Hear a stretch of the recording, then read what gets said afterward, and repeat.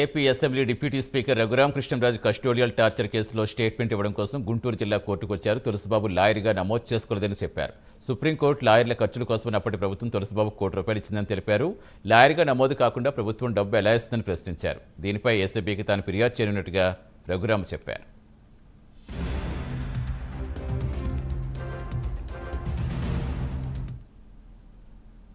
Supreme court ఫీజులు అని చెప్పి అదే అమౌంట్ని వీళ్ళకి ఇచ్చేయటం, న్యాయవాది కాని వాడికి ఇచ్చేయటం అన్యాయం అనే పాయింట్ మీద ఇది కరప్షన్ కింద వస్తుంది.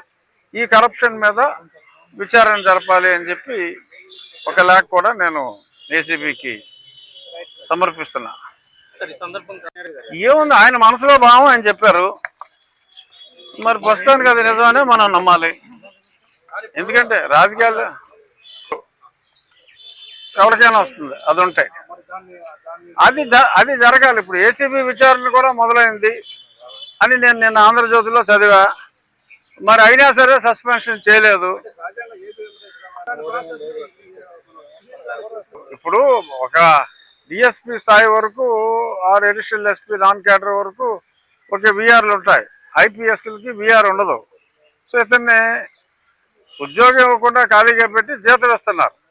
ఇతను వెళ్ళి అక్కడ విదేశాల్లో అలా దుబాయ్ వ్యాపారం